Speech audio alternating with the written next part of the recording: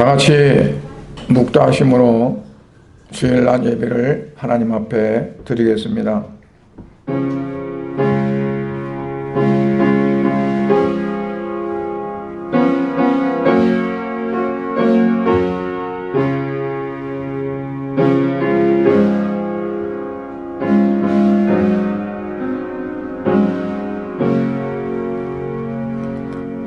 진실로 그의 구원이 그를 경외하는 자에게 가까우니 영광이 우리 땅에 머무리로다.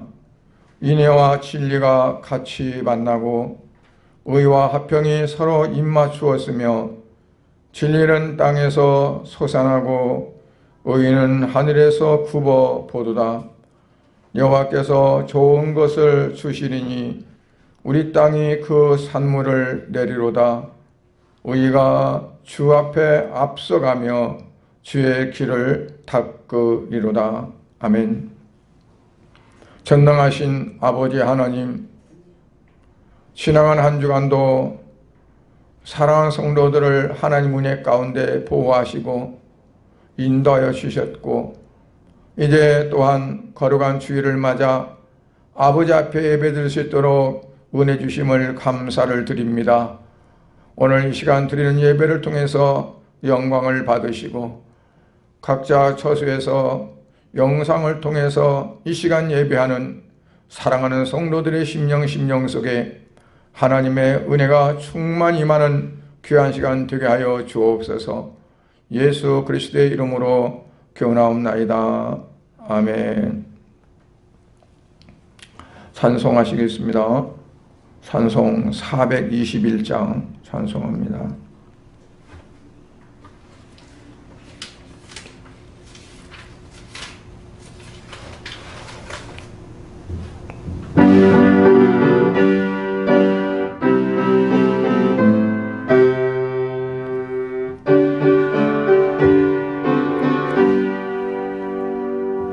내가 애써 메꿔서 죄사함 받아 나의 모든 것 다 변했네. 지금 내가 가는 길 전국게 되어 주의 피로 내 죄가 씻겼네. 나의 모든 것 변하고 그 피로 구속 받았네. 하나님은 나의 구원 되시오니 내게 정죄함 없겠네. 주님 밝은 빛 뜨사 어둠에 지니 나의 모든 것 다 변했네. 지금 내가 주 앞에 온전케 되면 주의 공로를 어제함일세. 나의 모든 것 변하고 그 피로 구속 받았네. 하나님은 나의 구원 되시오니 내게 정죄함 없겠네. 내게 성령 임하고 그 크신 사랑 나의 맘에 가득 채우며 모든 공포 내게서 물리치시니 내 맘 항상 주 안에 있겠네. 나의 모든 것 변하고 그 피로 구속 받았네. 하나님은 나의 구원 되시오니 내게 정죄함 없겠네. 사도신경으로 이 시간 신앙 고백하겠습니다. 전능하사 전지를 만드신 하나님 아버지를 내가 믿사오며 그 외아들 우리 주 예수 그리스도를 믿사오니 이는 성령으로 잉태하사 동정녀 마리아에게 나시고 본디오 빌라도에게 고난을 받으사 십자가에 못 박혀 죽으시고 장사한 지 사흘 만에 죽은 자 가운데서 다시 살아나시며 하늘에 오르사 전능하신 하나님 우편에 앉아 계시다가 저리로서 산자와 죽은 자를 심판하러 오시리라. 성령을 믿사오며 거룩한 공회와 성도가 서로 교통하는 것과 죄를 사하여 주시는 것과 몸이 다시 사는 것과 영원히 사는 것을 믿사옵나이다. 아멘. 하나님 말씀을 이 시간 봉독합니다. 하나님 말씀은 요한일서 3장 1절부터 6절 말씀입니다.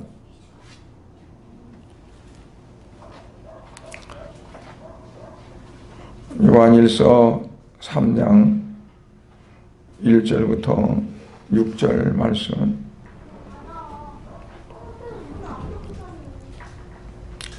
보라, 아버지께서 어떠한 사랑을 우리에게 베푸사 하나님의 자녀라 일컬음을 받게 하셨는가. 우리가 그러하도다. 그러므로 세상이 우리를 알지 못함은 그를 알지 못함이라. 사랑하는 자들아, 우리가 지금은 하나님의 자녀라. 장래에 어떻게 될지는 아직 나타나지 아니하였으나 그가 나타나시면 우리가 그와 같을 줄을 아는 것은 그에게 그의 참모습 그대로 볼 것이기 때문이니 주를 향하여 이 소망을 가진 자마다 그의 깨끗하심과 같이 자기를 깨끗하게 하셨느니라. 아멘. 3절까지 말씀을 봉독했습니다. 잠깐 기도합니다.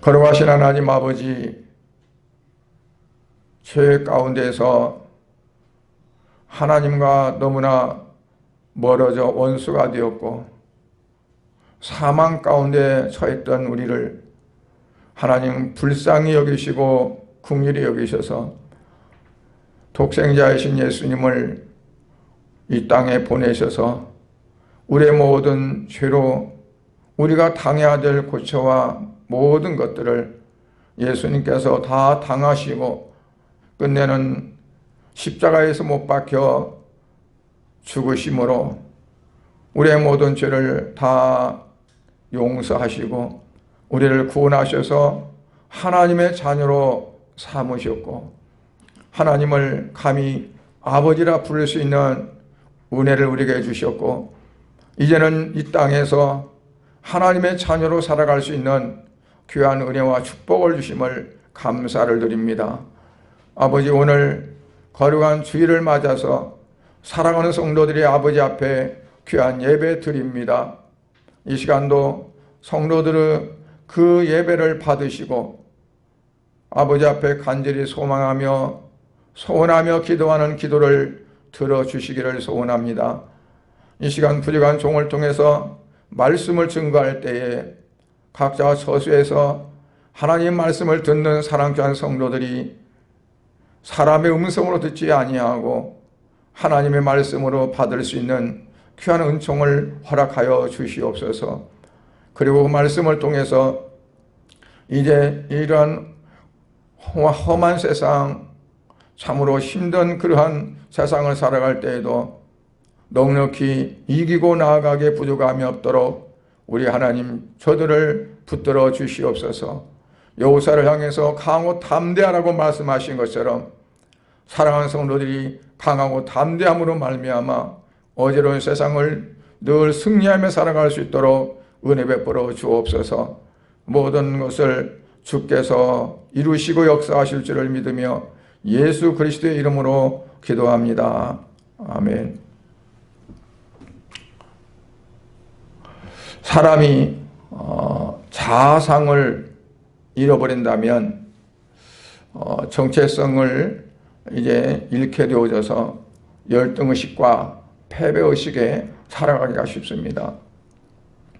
자아상이라 하면 내 자신의 어떤 역할 또는 사명, 내가 마땅히 해야 될 어떠한 그러한 일들 또는 나의 존재에 대한 그런 거에 대해서 가지는 생각을 자아상이라고 이렇게 말할 수 있습니다.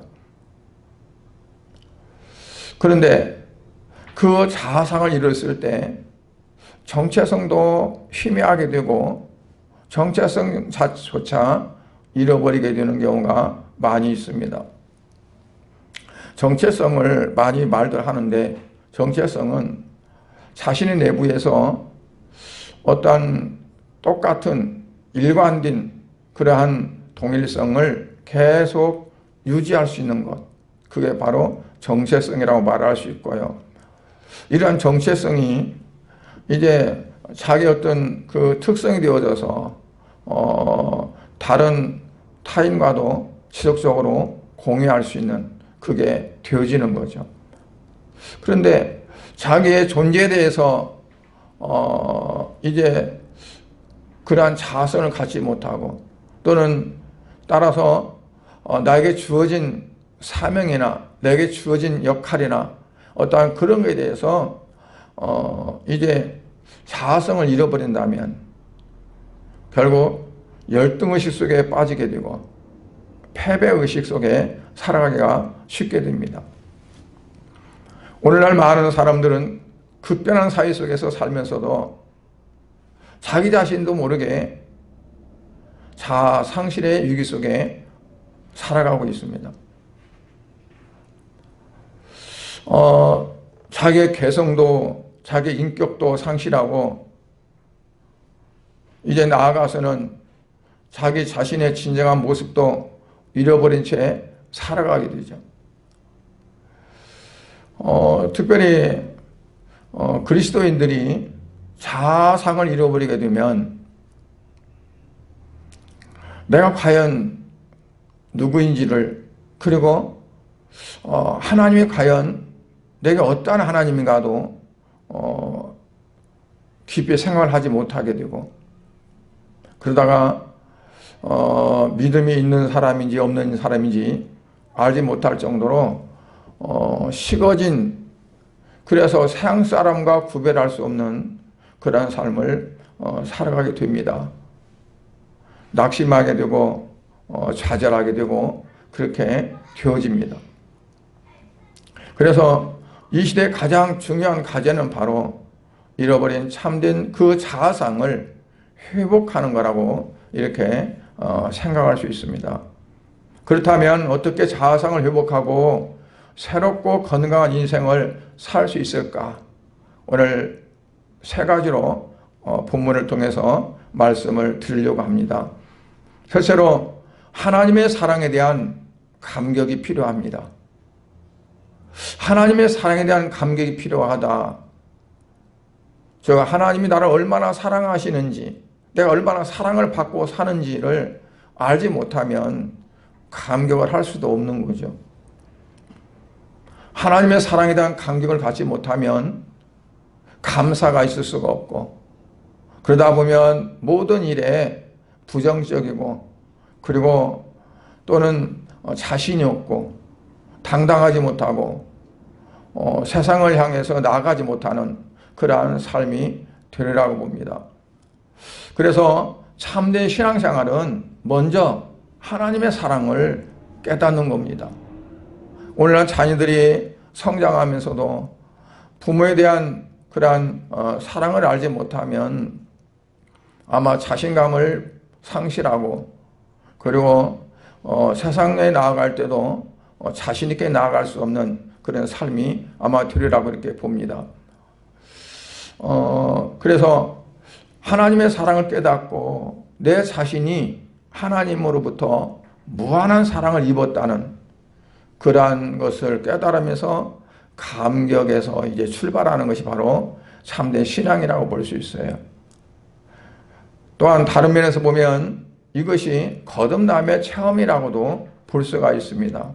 왜냐하면 나 같은 죄인을 하나님께서 구원하시고 나를 자녀로 삼으셔서 나를 구원하신 그 하나님의 사랑이 너무 감사하다고, 그 감사를 느낄 때 정말 하나님의 은혜를 우리가 생각할 수 있고, 또한 어떠한 일이 있을지라도 그것 때문에 우리가 두려워하거나 힘들지 아니하고 하나님은 나를 사랑하시기 때문에 결국은 이러한 과정 속에서도 나를 이끌어 가실 거다. 이러한 어려움 가운데서도 하나님은 나를 보호하시고 내게 복을 주실 것이다 하는 것을 우리가 믿기 때문에 쉽게 좌절하거나 쉽게 실망하지 않으라고 이렇게 봅니다. 우리는 누구인가? 하나님은 말씀하기를 너희는 나의 백성이고 나는 너희 하나님이라고 그렇게 말씀합니다. 우리는 그러므로 하나님의 사랑의 대상입니다. 우리가 하나님 앞에 죄를 범했을 때에는 사랑의 대상이 아니라 원수였습니다. 그러나 하나님께서 자기의 아들을 십자가에 못 박혀 죽이시고 우리를 구원하시고 하나님의 자녀로 삼으셨음은 바로 원수의 그 대상에서 사랑의 대상으로 바뀌어진 겁니다. 그래서 하나님의 사랑을 입은 자들입니다. 찬송가 305장에 보면은 이제 이러한 찬송이 있습니다. 나 같은 죄인 살리신 그 은혜 놀라워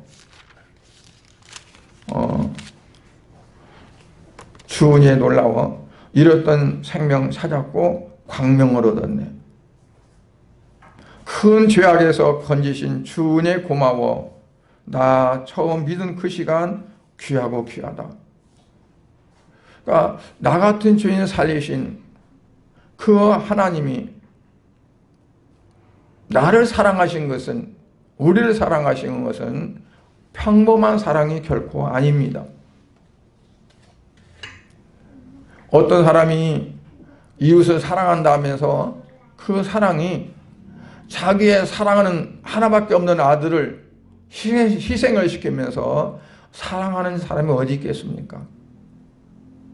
오늘 1절에 보니까 보라 아버지께서 어떠한 사랑을 우리에게 베푸사 하나님의 자녀라 일컬음을 받게 하셨는가. 보라 그 말이에요. 자 보라 아버지께서 어떠한 사랑을 우리에게 베푸셔서 하나님의 자녀라 일컬음을 받게 하셨는가 하는 거예요. 이거는 정말 그 사랑에 대해서 감탄하고 또 이제 그 모든 사람들에게 하나님과 같은 사랑을 깨닫기를 원해서 말씀하는 겁니다. 하나님은 당신의 아들을 우리를 위해서 주시는 엄청난 사랑을 우리에게 베푸셨습니다. 그러므로 그리스도인은 하나님의 아들 예수 그리스도를 마음속에 모신 사람들이 되어져서 늘 항상 이제 고린도 후서에 말씀한 것처럼 이제 내 자신을 위해 사는 것이 아니라 나를 위해서 십자가에 못 박혀 죽으신 그 예수 그리스도를 위해서 사는 삶이 된다고 이렇게 말씀한 것처럼 우리 안에 예수 그리스도를 모시고 이제는 내가 주인이 아니라 예수 그리스도가 나의 주인이 되시고 내 삶의 목적이 내게 있는 것이 아니라 주님께 있는 그러한 삶이 우리에게 되어야 될 줄 믿습니다. 그렇게 할 때 우리는 이제 하나님을 기쁘게 하는 삶이 될 것이고 정말 나를 위해 십자가에 죽으신 예수 그리스도를 내가 사랑하는 그런 삶이 되어질 겁니다. 우리는 세상 속에 살지만 하나님은 우리를 자녀로 불러주셨습니다. 성경에서 말하는 하나님의 자녀는 어떤 사람들이냐? 예수 그리스도를 마음속에 영접하고 그리고 죄 사함을 받은 자를 의미합니다. 예수님을 내 마음속에 받아들이고 모시고 내 안에 주인으로 삼고 내 삶의 목적을 주님께 두고 사는 사람이요. 또한 나의 모든 죄를 사함받은 그러한 사람이라는 것을 의미합니다. 하나님은 그 자녀들에게 하나님의 자녀가 되는 권세를 주셨다고 그랬어요. 요한복음 1장에 보면 영접하는 자 곧 그 이름을 믿는 자들에게 하나님은 자녀의 권세를 주셨다고 분명히 말씀합니다. 예수 그리스도를 내 마음 가운데 영접하고 그리고 그 예수 그리스도의 이름을 믿는 자들에게 하나님께서는 하나님의 자녀가 되는 권세를 주셨다고 말씀해요. 하나님의 자녀가 되는 권세를 받은 사람들은 당연히 우리의 모든 죄가 그 예수 그리스도를 통해서 사함을 받고 그리고 하나님의 은총을 듬뿍 받는 그러한 삶이 되어집니다. 그래서 이제는 우리의 신분이 변화되고 우리의 생활이 달라진 것이죠. 하나님은 우리에게 아버지라고 부르라고 말씀하시고 그리고 우리가 그 아버지께 기도하면 응답해 주신다고 말씀했습니다. 하나님의 자녀는 또한 특권이 그래서 하나님 아버지께 기도하고 그리고 그 응답을 받는 그러한 특권을 우리에게 주셨습니다.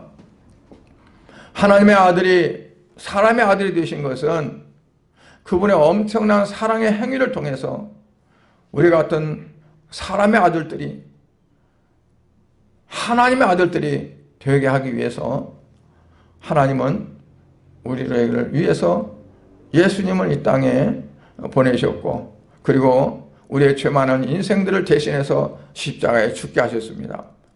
우리는 하나님의 아들들이 되었다. 예수님은 맏아들이 되시고 우리는 하나님의 아들들이 되었다는 것을 말씀합니다. 그렇기 때문에 우리는 이 세상에서 가장 소중한 존재입니다. 비록 이 땅에서 다른 사람들처럼 잘 살지 못한다 할지라도 여러 가지 환경이 다른 사람들보다 못하다 할지라도 정말 어떻게 보면 많은 사람들 가운데 내놓을 만한 그러한 인물이 되지 못한다 할지라도 하나님 보실 때는 가장 소중한 사람이라는 얘기예요. 왜냐하면 하나님께서 자기 독생자를 대신 주시고 우리를 사셨기 때문에 그리고 아들로 삼으셨기 때문에 가장 하나님 편에서 볼 때는 소중하고 귀중한 사람입니다. 그래서 가장 불행한 사람은 어떤 사람일까요? 자기 자신에게 언제나 불만을 느끼고 만족을 갖지 못하고 나는 왜 이 모양인가? 나는 왜 이렇게 살아야 되는가? 늘 자신을 탄식하고 한탄하는 그런 사람이 가장 불쌍한 사람입니다.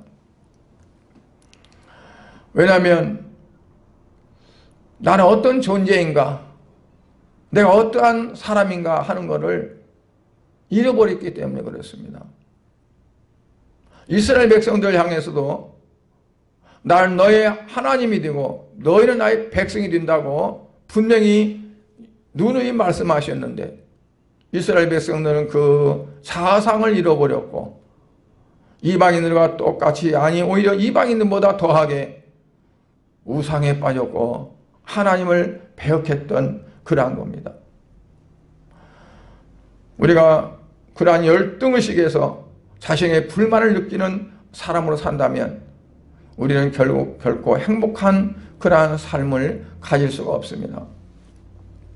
그래서 우리는 남과 다른 사람과 절대 비교의식을 가질 필요 없습니다.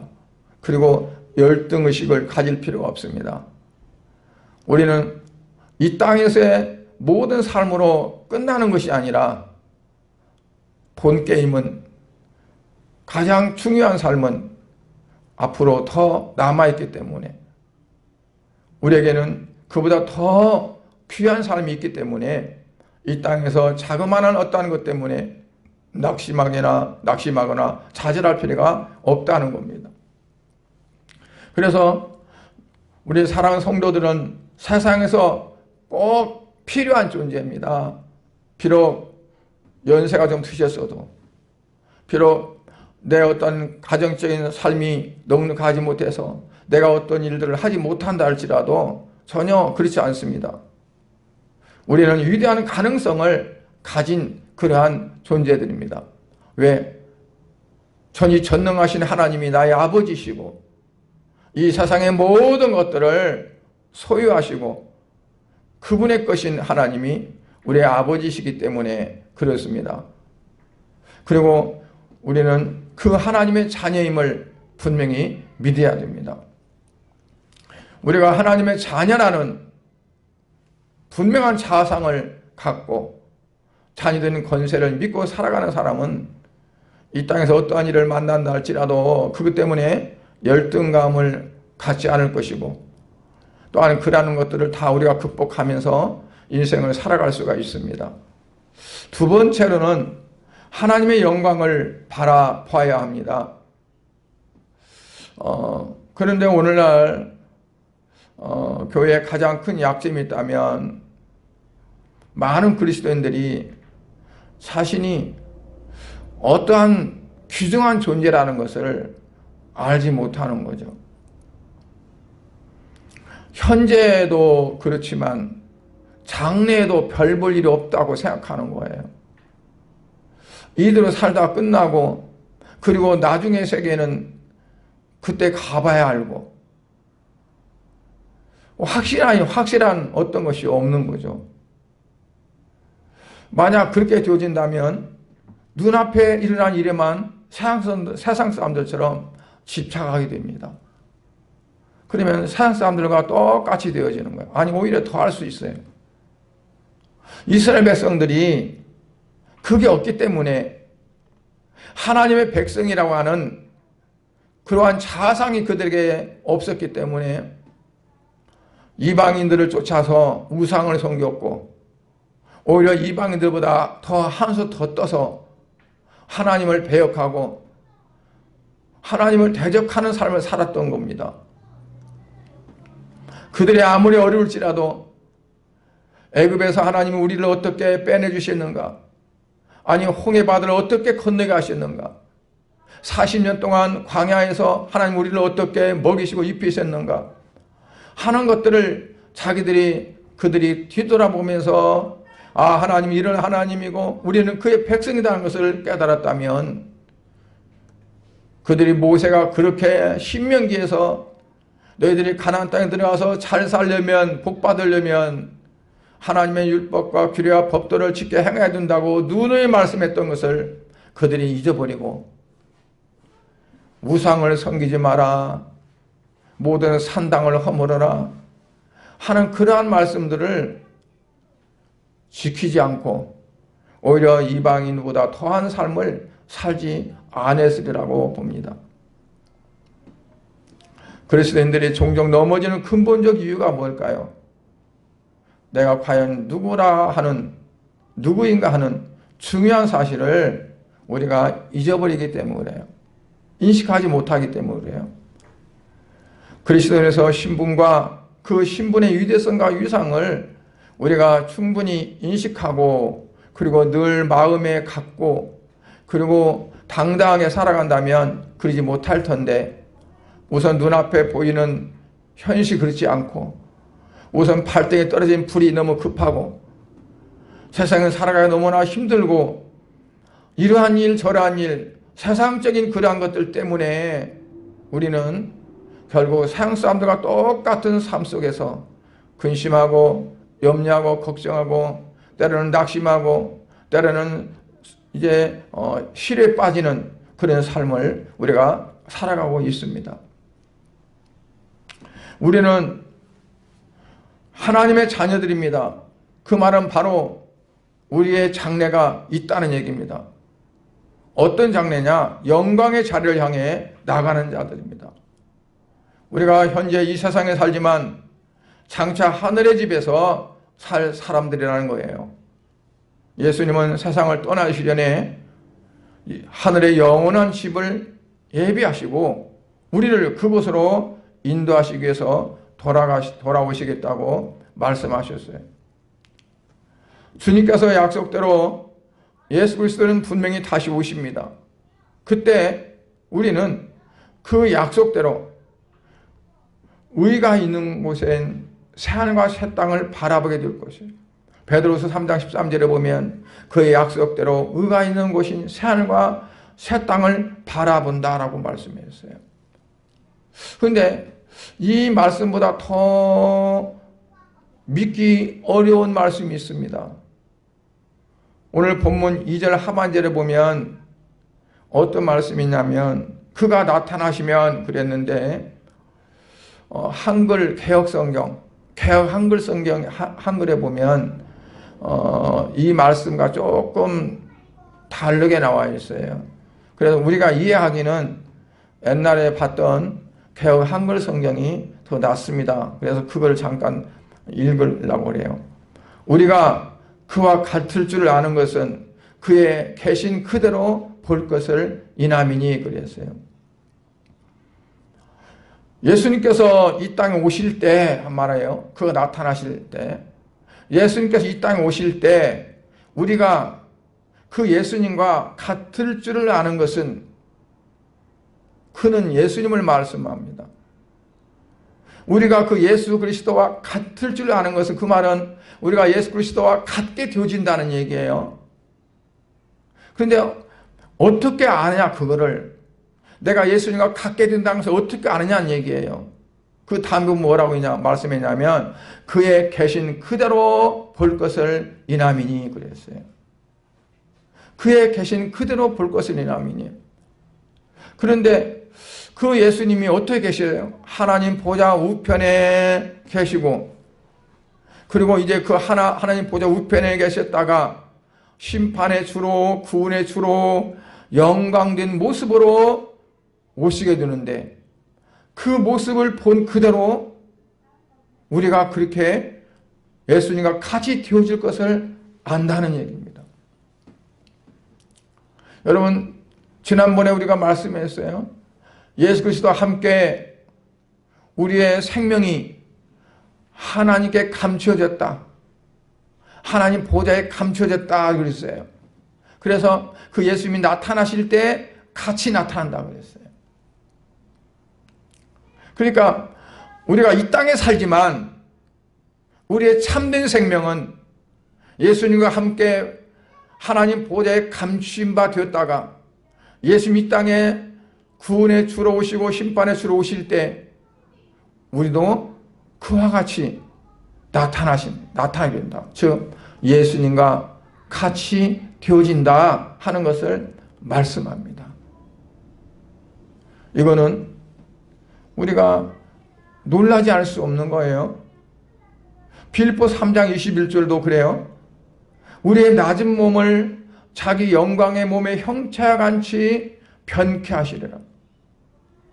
우리의 낮은 몸을 자기 영광의 몸의 형체와 같이 변하게 하시리라. 우리의 낮고 천한 몸, 늘 죄 가운데 살 수밖에 없고 내가 이제는 다시는 죄를 짓지 않고 살으라 하지만 작심 3일도 못 되어서 불과 얼마 후에 다시 죄를 지을 수밖에 없는 연약한 몸임에도 불구하고 지금은 그렇지만 나중에는 우리의 그와 같은 낮은 몸을 자기 영광의 몸의 형체와 같이 변케 하시리라 그랬어요. 우리들의 몸은요 영화롭게 그 몸이 바뀔 겁니다. 예수님이 영광에 오시는 그 모습처럼 바뀐다고 그랬어요. 우리 하나님의 자녀들은 영광의 자리로 나아가고 있습니다. 성화가 된다는 것은 그처럼 예수님과 같이 점점 바뀌어간다는 거예요.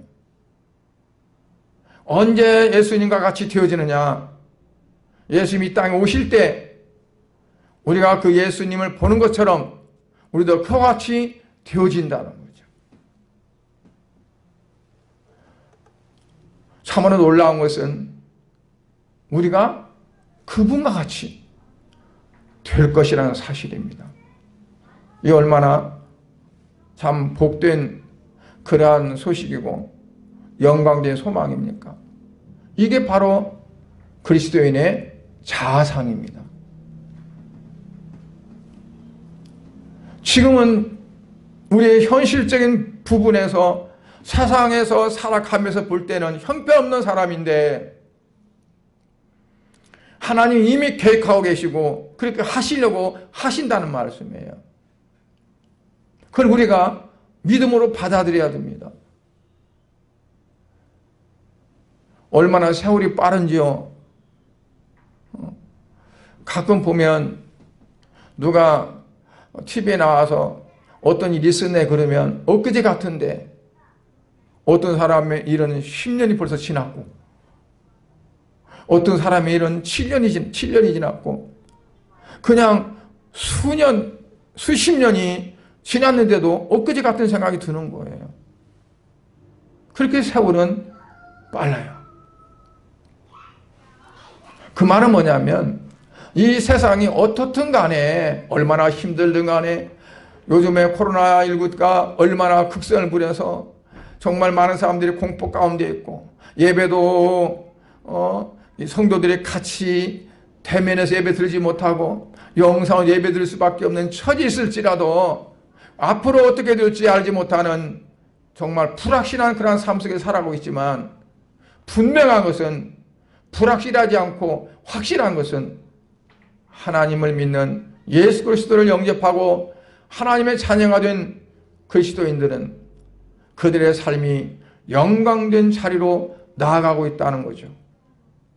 이 세상 믿지 않은 사람들은 사망 가운데 빠져 있고 결국 멸망의 길로 걸어가고 있을지라도 그리스도인들은 낙심하지 말고 실망하지 말고 정말 기쁨으로 그리고 복된 삶으로 나아갈 것은 그 삶이 소망적인 삶이 되기 때문에 그렇다는 겁니다.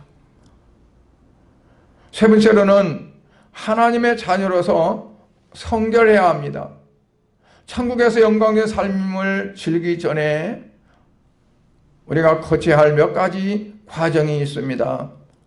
그거는 우리가 하나님의 자녀이지만 여전히 육신에 거하며 이 세상에 살고 있다는 사실이죠. 그러한 우리에게 하나님은 오늘 3절에 보니까 주를 향하여 이 소망을 가진 자마다 그의 깨끗하심과 같이 그는 누굴 말씀하는 거예요?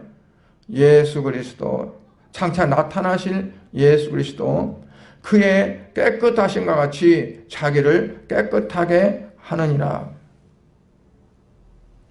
그러니까 내 안에 계신 예수 그리스도, 또 장차 나타나실 예수 그리스도, 내가 그 예수 그리스도와 같이 변화될 그러한 그리스도인으로서 우리 어떻게 해야 성결한 삶이 되어져야 된다는 거죠.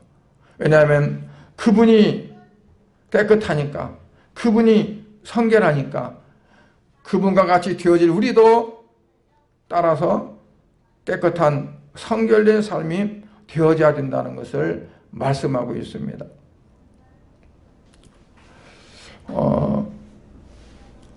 여기서 중요한 것은 뭐냐면 우리는 그러니까 내가 깨끗하게 성결된 삶이 되어져야 그리스도인이 된다는 얘기가 아닙니다. 이미 그리스도인이 되었으니까, 이미 내 안에 예수 그리스도를 모시고 사는 삶이 되었으니까 우리는 당연히 예수 그리스도와 같이 성결한 삶을 살려고, 성결한 삶을 살려고 노력해야 된다는 얘기죠. 경건의 연습은 이 세상에서 육체의 어떤 훈련과 연습은 이제 뭐 운동도 하고 체력도 가지고 그러면 건강에 도움이 되겠죠. 매일같이 운동하고 또 훈련하면. 그런데 우리가 경건의 연습은 금생과 내생에 유익하다 그랬어요. 그 경건이 뭐냐면 성결한 것을 의미합니다. 성결한 삶을 살기 위해서 우리가 힘쓰고 애쓸 때, 왜냐하면 성결이란 것은 거저 주어진 선물이 아니란 거죠. 하나님이 우리에게 믿음을 주셨듯이, 하나님 우리에게 구원을 주셨듯이 성결한 삶도 갖다 주시는 게 아니란 말이에요. 우리가 구원을 받을 수 있는 믿음, 내 믿음으로 구원받은 게 아니라 하나님 주셨습니다. 선물로. 그 믿음도 내 것이 아니라 하나님이 주신 거예요. 구원도 내가 의를 행해서 구원받은 것이 아니라 하나님 우리에게 구원을 베풀어 주셨습니다. 그런데 성결은 주시는 것이 아니라 우리가 부단히 애쓰고 힘써서 가져야 된다는 거죠. 이거는 날마다 힘쓰지 않으면 안 된다는 말이에요. 사도 바울 같은 분도 날마다 내 육체를 쳐서 복종시킨다고 했어요. 왜 그러냐? 육체는 영원한 몸으로 변화되기 전까지는 죄에 부패된 죄의 속성이 있기 때문에 나도 모르는 사이에 죄 가운데 우리를 끌고 갑니다. 바울 사도가 내 마음에서는 정말 하나님 말씀대로 살고자 하고 하나님 뜻대로 살고자 하는 그런 마음이 있는데 내 육체에서 다른 한 법이 나와서 나를 끌고 죄 가운데 끌어간다고 그랬어요. 탄식을 했어요. 그래서 어떤 사람들은 나는 이렇게 신앙생활 잘하고 이렇게 은혜를 받고 하나님의 사랑을 받았으니 나는 죄를 짓지 않는다. 나는 죄와는 상관없는 삶을 살아간다. 나는 죄와 무관하다라고 말하는 사람도 가끔 있는데 그거는 맞지 않습니다. 우리 육체는 믿을 수가 없습니다. 언제 사탄의 유혹에 빠질지 알지 못합니다. 그래서 사도 바울은 전신갑주를 입고 무장하고 그리고 싸울 준비하고 방패를 들고 막을 준비하라고 그랬어요. 그래서 우리는 죄가 내 안에 있지 않고 그래서 회개해야 되고 죄가 내 안에 들지 않게 하기 위해서 우리는 기도해야 되고 하나님 말씀과 기도를 통해서 우리가 늘 깨어 사는 삶이 되어질 때 성결한 삶이 될 수 있다고 볼 수 있어요. 그래서 우리가 마음속으로만 갖고 있어서는 안 되고 행동으로 옮기고 또 그리고 노력해야 됩니다. 빌립보서 2장 12절 13절에 보면 사도 바울이 이렇게 말씀했어요. 항상 복종하여 두렵고 떨림으로 너희 구원을 이루라. 여기서 구원을 이루라는 것은 우리의 영적인 구원을 말하는 것이 아니라 몸의 구원입니다. 몸의 구원. 그러니까 우리가 타락한 죄의 속성을 가진 우리 몸이 점점 성결하게 되어지는 것을 의미합니다. 항상 복종하여 두렵고 떨림으로 너희 구원을 이루라. 너희 안에서 행하시는 이는 하나님이시니 너희에게 소원을 두고 행하게 하시나니 그랬어요. 너희 안에서 행하시는 이는 하나님이시다.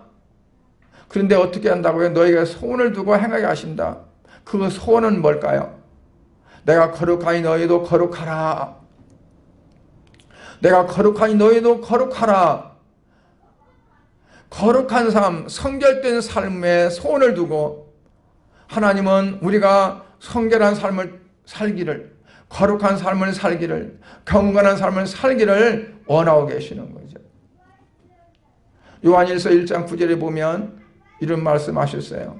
만일 우리가 우리의 죄를 자백하면 저는 미쁘시 우르오사 우리 죄를 사하시며 모든 불의에서 우리를 깨끗하게 하실 것이요. 우리 죄를 자백하면 우리 죄를 사하신다 그랬어요. 우리 모든 불에서 깨끗게 하고 그냥 하나님이 우리의 죄를 사하시고 우리 불을 깨끗게 하신다는 것이 아니라 만일 우리가 우리의 죄를 자백하면 그랬어요. 단서예요.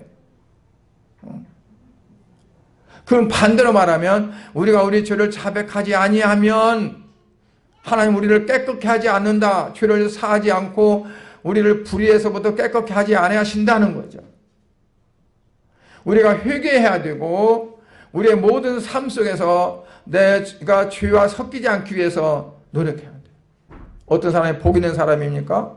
시편 1편에 보니까 복 있는 사람은 악인의 꾀를 따르지 아니하며 죄인의 길에 서지 아니하고 오만한 자의 자리에 앉지 아니한다 그랬어요. 아무렇게나 그냥 누가 뭐라든 간에 신경 안 쓰고 그냥 따라가고 가자면 가고 먹자면 먹고 마시면 마시고 아무렇게나 살면 그거는 복 있는 사람이 아니란 말이에요. 왜?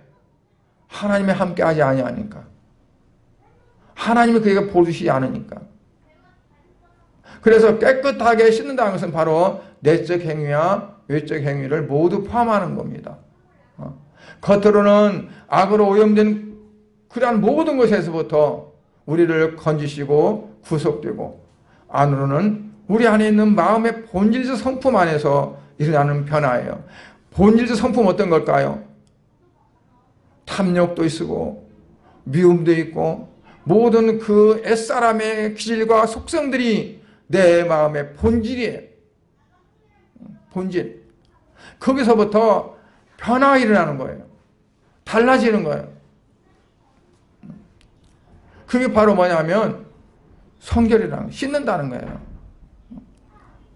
외적으로는 어떤 들리는 거, 말하는 거, 모든 세상적인 것들을 우리가 방어를 해야 돼요.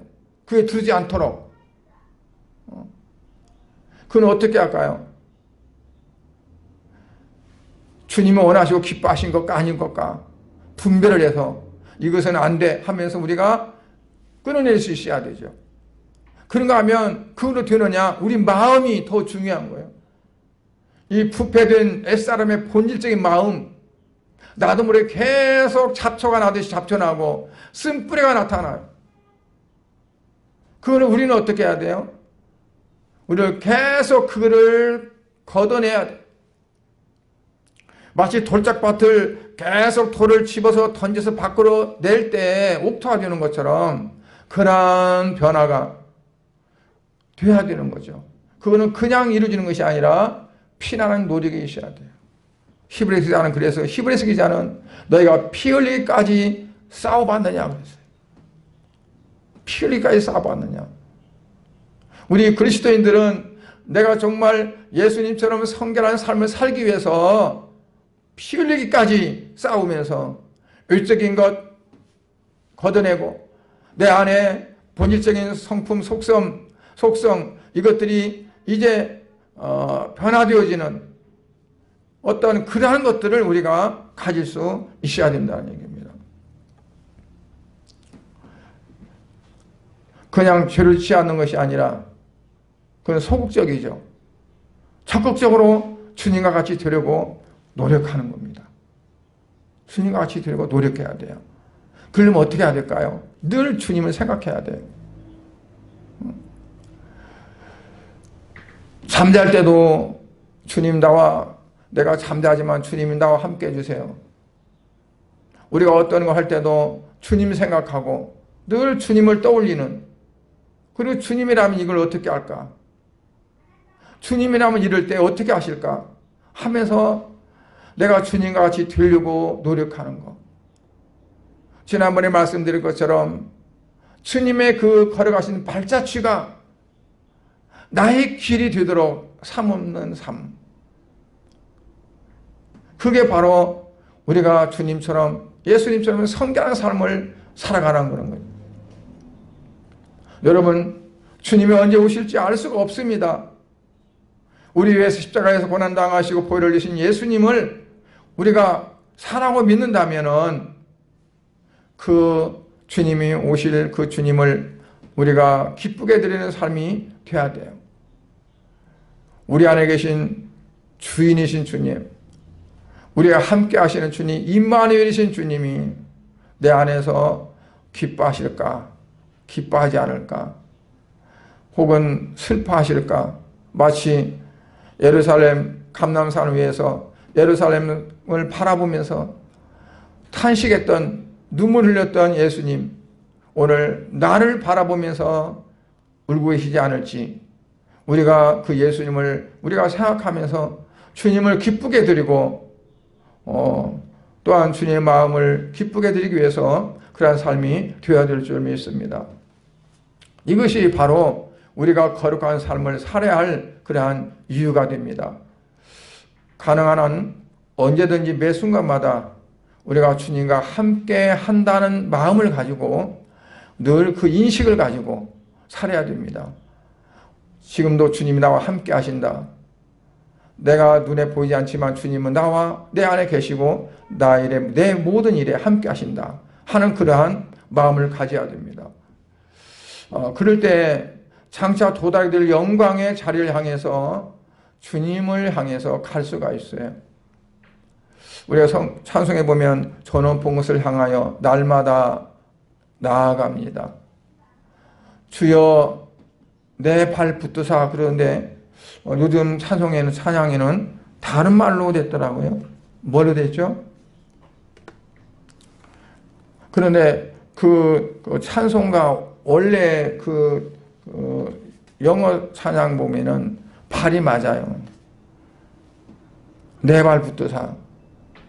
주여 내 발 붙드사. 내 그곳에 서게 하소서. 내가 아무데나 가지 않고 천방지축하지 않고 내 모든 삶, 발은 내가 걸어가는 삶을 말합니다. 내 삶을 인도하셔서 그곳에 서게 하소서. 우리는 천국을 향해서 갑니다. 그 영광의 자리를 향해서 걸어가는 천국 백성입니다. 그렇기 때문에 주님이 나와 함께 하시고 내가 이 어려운 환경, 시국일지라도 정말 내 걸음이 그곳에 설 수 있는 걸음이 되게 하소서 하는 그러한 기도가 우리 가운데 있어져야 될 줄로 믿습니다. 하나님 우리에게 최고의 영광을 주셨습니다. 그 영광이 뭐냐면 하나님의 자녀가 되는 특권을 주셨습니다. 그리고 장차 만왕의 왕이신 예수님과 우리가 같아지는 소망을 주셨습니다. 그와 같이 되어진다 그랬어요. 이건 상상도 할 수 없는 거예요. 어떻게 우리가 그 예수님과 같이 되어져요? 근데 하나님은 그렇게 하신다고 말씀하셨어요. 이보다 큰 소망이 우리에게 어디에 있겠습니까? 그러므로 이제 이 세상의 모든 고민과 고통과 두려움을 이기고 우리는 승리하는 자들이 되어야 될 줄 믿습니다. 그리고 영광스러운 주님의 자녀됨을 우리는 당당하게 자랑합시다. 만약에 참 세계의 여긴 갑부 빌 게이츠의 아들이 있다고 할 때, 어린 아들이 있다고 할 때 그 어린 아들이 나아가서 너의 아버지가 누구냐 그러면 창피해가지고 말 못할 그런 아들이 있겠어요? 그렇잖아요. 그 대통령의 아들이라면, 그 어린 아들이 유치원 다닌다면, 그 아들이 초등학교 다닌다면 어떨까요? 아버지가 누구지 그러면 창피해서 말하지 않겠어요? 왜 창피하겠어요? 자랑스럽지. 근데 우리가 어디 가서 예수 믿으세요? 그러면 당당히 나 예수 믿으세요. 예수 믿어요. 당신도 예수 믿으세요. 라고 말할 수 있어요? 자랑할 수 있냐고요? 자랑할 수 있는, 당당할 수 있는 그게 돼야 되죠. 왜? 하나님이 나를 사랑하셔서 세상 사람들이 갖지 못하는 가장 영광된 특권을 주셨고, 그리고 장래를 약속하셨기 때문에 그렇습니다.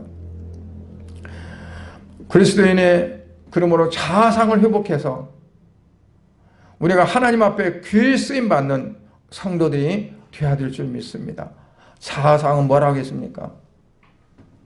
하나님께서 나를 사랑하시고 구원하셨는데 나는 어떤 존재인가? 하나님 분명히 말씀하시는 세상과 바꾸지 않는다고 그랬어요. 세상과 바꾸지 않는다. 그런 존재고, 또 나의 역할은 뭡니까? 사명은 뭡니까? 사명의식이 있어야 됩니다. 하나님은 나를 왜 부르셨고 구원하셨는가? 그 사명의식, 역할을 우리가 이제 바라보면서 그 생각을 갖는 그 자상을 회복해서 하나님 앞에서 귀 쓰임받는 그러한 성도들이 될 수 있기를 주의 이름으로 간절히 축복합니다. 기도하겠습니다. 하나님 아버지, 주님의 은혜와 사랑을 감사를 드립니다. 오늘 말씀을 통해서 자상을 회복하자는 말씀으로 말씀을 나눴습니다. 그리스도인들이 세상에 나아가서 주눅 들고 그리고 창피하고 그리고 당당히 말하지 못하고 복음 전하지 못한다면 하나님이 얼마나 마음이 아프겠습니까?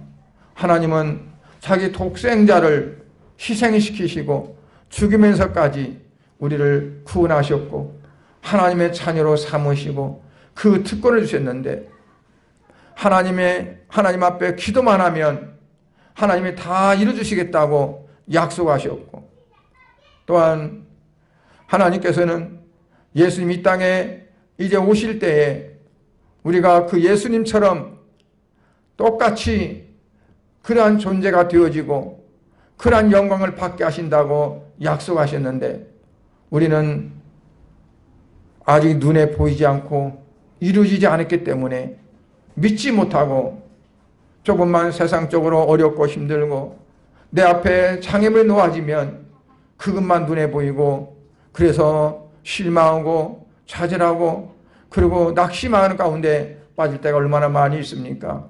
아버지 하나님, 이제 사랑하는 성도들이 하나님이 내게 주어진 그러한 자아상을 잃어버렸던 걸 다시 회복하게 하시고 정말 기쁨을 가지고 감사함으로 하나님 앞에 영광 돌릴 수 있는 그러한 사랑하는 성도들이 되게 하여 주시옵소서. 그러므로 내게 주어진 역할, 내게 주어진 사명을 내가 잘 감당함으로 하나님께서 귀히 쓰는, 하나님께서 분명히 붙잡아 주시고 하나님의 사람으로 귀히 쓰시는 그러한 사랑하는 귀한 일꾼들이 다 되어지도록 복을 주시옵소서. 우리 양문교 모든 성도들은 이처럼 이와 같은 마음을 가지고 이제 연세가 많으신 분이든 아니면 젊은 분이든 여성분이든 남성분이든 어떤 성도든 간에 하나님 앞에 가장 귀하게 쓰임받을 수 있는 존재라는 것을 각별히 인식하고 아버지 앞에 영광을 돌리는 사랑하는 성들이 다 되어지도록 복을 주시옵소서. 아버지여, 특별히 코로나19 때문에 아버지여, 온 나라가 꽁꽁 얼어붙은 그러한 삶을 살아가고 있습니다. 아버지, 원하옵기는 이러한 이제 질병이 속히 이제 종식되게 해주시고 세계적으로 참으로 암울한 가운데 있는데 하나님 아버지여, 모든 질병에서부터 해방이 되어지도록 축복하옵소서. 이러한 모든 것도 하나님께서 원하신 뜻이 있을 줄 믿습니다. 아버지 하나님, 하나님이 이를 통해서 원하시는 것이 무엇인지를 우리가 알아서 하나님이 원하시는 것을 충족시켜드리고 하나님을 기쁘게 드릴 수 있는 그런 삶이 되게 하옵소서. 아버지 하나님, 그래서 이 땅에 다시는 아버지 이러한 어려운 일이 일어나지 않게 하시고 아버지와 사랑하는 성도들이 아버지 앞에 예배드리는 일에 저해받지 아니하도록 은혜를 베풀어 주시옵소서. 주께서 성도들의 모든 삶을 주관하시고 아버지여, 경제적으로 어려운 이 시국에 아버지하며 경제적으로 어려움 당하지 않게 해주시옵시고 아버지 육체적으로 고난당하지 않도록 하나님 함께하여 주시옵소서. 날마다 마음의 기쁨과 평강이 넘치는 복된 삶이 되어지도록 은혜 내려 주옵소서. 예수 그리스도의 이름으로 축복하며 기도하옵나이다. 아멘.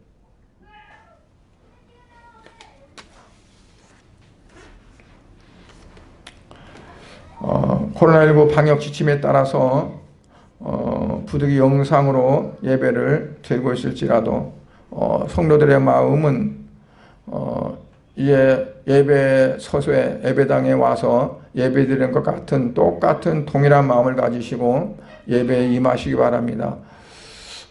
예배 시작 전에 11시 전에 여러분들이 준비하고 그리고 11시 정각이 되어지면 이제 영상을 통해서 예배드리고 정말 하나님이 오늘 말씀을 여러분들이 생각하면서 자상을 잃지 않고 그리고 자존감을 가지고 당당하게 이김에 승리하는 삶이 될 수 있도록 하시기를 부탁을 드립니다. 수요 예배는 코로나19 방역 조치가 완화되는 대로 드리겠습니다. 돌아오는 주일 예배는 이제 어떻게 드려야 할지 확실히 정해지지 않았습니다. 여러분들에게 제가 문자로 이제 전해드리도록 하겠습니다.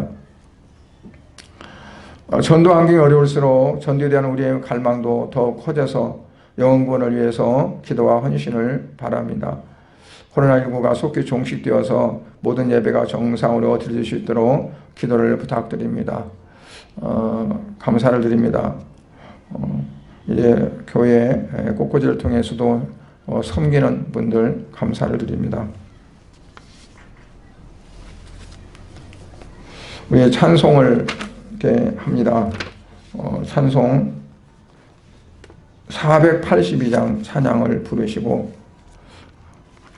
예배를 마치겠습니다.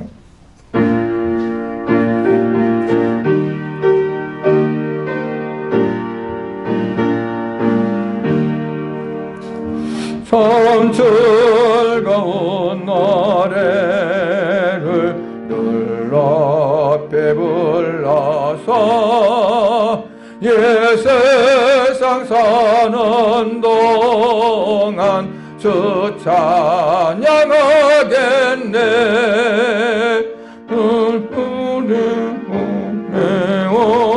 올라 바라보니 나 건너갈 요단강 우려시 보이네. 참 아름다운 노래 늘 높여 부르세. 하늘의 소망 주신 저 찬양하여라. 참 아름다운 노래 다 함께 부르세. 하늘의 기쁨 주신 주 찬양하여라. 참 즐거운 노래를 늘 앞에 불러서 내 영혼 구원하신 주 찬양하겠네. 땅의 성도들이 부르는 노래에 저 하늘의 천사들 다 와답하겠네.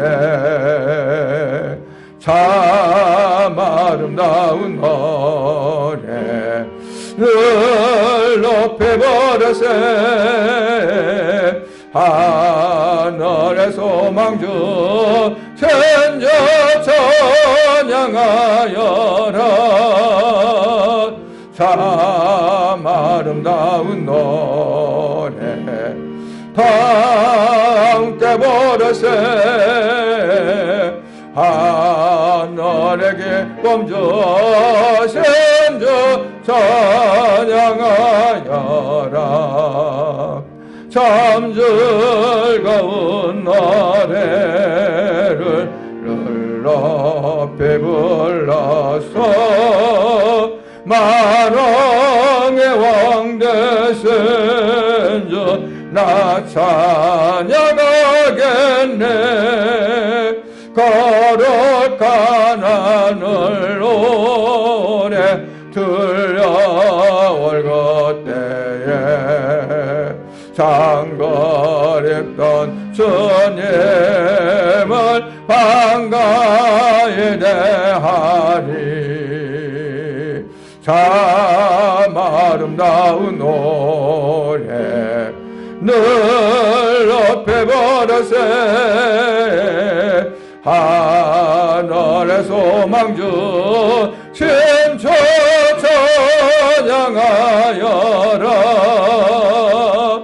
참 아름다운 노래 함께 부르세 하늘의 기쁨 주 천주 찬양하여라.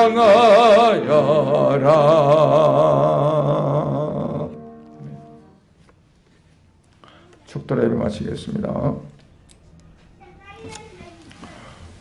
여호와는 내게 복을 주시고 너를 지키시기를 원하며 여호와는 그 얼굴을 네게 비추사 은혜 베푸시기를 원하며 여호와는 그 얼굴을 네게로 향하여 드사 평강 주시기를 원하노라. 이제는 하나님과 원수가 되었던 우리를 하나님의 자녀로 바꾸기 위해서 그리고 우리의 모든 죄를 다 사하시기 위해서 이 땅에 오셔서 십자가에 못 박혀 죽으시고 부활하시사 하늘에 올라 하나님 보좌 우편에 계시고 또한 우리 마음속에서 우리와 함께 하시면서 우리가 늘 성결케 되어지고 하나님의 영광의 보좌로 나아갈 수 있는 그러한 삶이 되기 위해서 늘 역사하시는 우리 주 예수 그리스도의 은혜와 하나님 아버지의 그 무한하시고 지극하신 사랑과 성령님의 감화 감동 교통 충만하심의 역사가 오늘 예배에 참여하는 모든 성도들의 머리 위에와 저들의 가정과 또는 직장과 사업장과 모든 일터 위에 우리 양문교회 위에 또 이 나라 이민족 위에 이제로부터 영원토록 함께 계실지어다. 아멘.